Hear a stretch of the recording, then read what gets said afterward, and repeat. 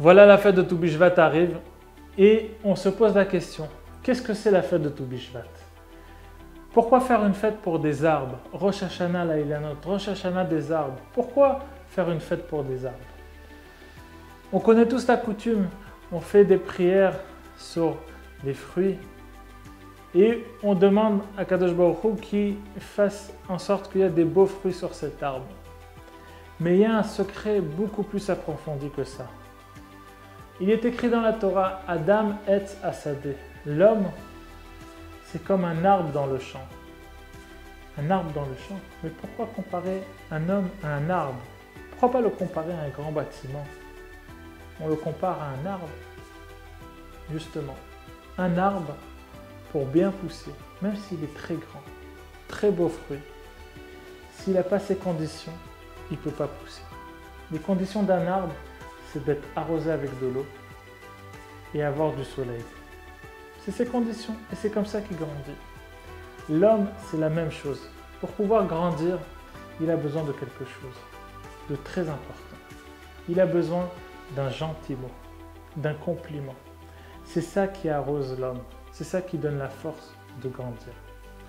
Et c'est ce qu'on apprend de la fête de Tou Bishvat. Adam etz hasadeh, l'homme, il est comme l'arbre. L'homme, il a besoin d'un gentil mot pour grandir.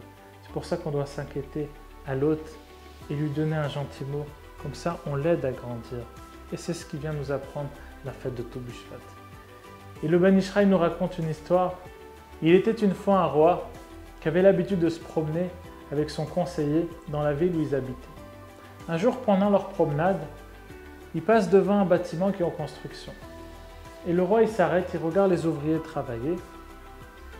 Et il dit à son conseiller, regarde, il y a quelque chose qui me paraît bizarre. Au deuxième étage, il y a une personne qui est grand et fort. Et il arrange les briques. Mais au rez-de-chaussée, la personne qui lui monte les briques, elle est petite et pas très forte. Ça devrait être l'inverse normalement. Le conseiller regarde et dit oui, effectivement. Je vais me renseigner et la prochaine fois qu'on va se promener, on s'arrêtera devant le bâtiment et je vous donnerai des explications. Le conseiller est parti voir le chef de chantier. Il a fait sa petite enquête et il arrive à un résultat. Il s'aperçoit que la femme de l'homme qui n'était pas très fort, chaque soir, quand il rentre à la maison, elle lui donnait des compliments. Elle lui donnait des gentils mots. Elle lui disait, c'est toi qui emmènes la parnassa à la maison. J'ai vu comment tu avances. J'ai vu comment ils ont besoin de toi là-bas. Et grâce à toi, le bâtiment, il avance. Mais l'homme qui était fort et grand, sa femme ne lui faisait pas de compliments. Donc le conseiller, il a dit, je vais essayer d'inverser les choses pour voir si c'est vraiment ça. Il est parti voir la femme de l'homme fort et grand. Il lui dit, écoute, je te donne de l'argent toutes les semaines et je veux qu'à partir de demain, chaque soir quand ton mari rentre à la maison, tu lui fais des compliments.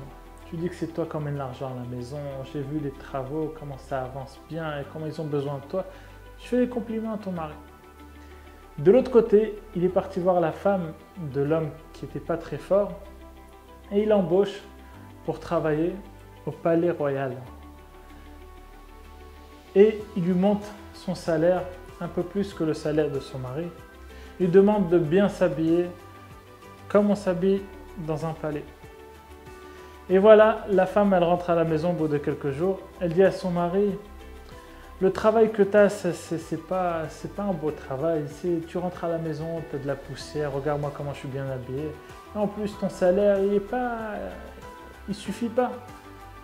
Et l'autre femme, la femme de l'homme qui était fort, chaque jour, elle encourageait, elle faisait des compliments. Et voilà, le temps, il passe. Et le roi fait sa promenade avec le conseiller. Ils arrivent devant le bâtiment. Et le roi, il voit qu'ils ont réinversé les rôles. Et la personne forte est en bas, la personne qui n'est pas très forte est en haut.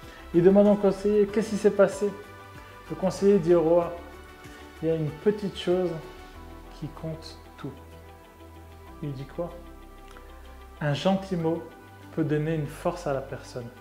Pas seulement dans son cœur, mais elle peut donner dans le corps entier l'énergie pour construire et continuer à avancer.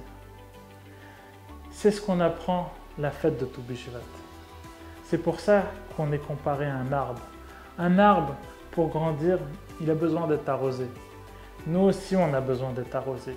Et il faut qu'on pense toujours aux autres, gentiment. Et partout où on est, avec ta femme, avec ton mari, avec ton associé, avec tes ouvriers ou tes enfants, tout le monde a besoin d'avoir un gentil mot. Tout le monde a besoin de se sourire. Qu'est-ce que ça fait de sourire à quelqu'un? Qu'est-ce que ça fait de donner un compliment à quelqu'un? Justement, c'est ça qui lui donne la force. C'est ça qui lui donne la force de grandir. C'est ce qu'on apprend de la fête de Toubou Shvat. De donner à l'autre, de donner un compliment. C'est pas beaucoup, c'est un petit mot, mais ça fait pousser un très grand arbre. À bientôt, Bezrat Hashem, et Shabbat Shalom.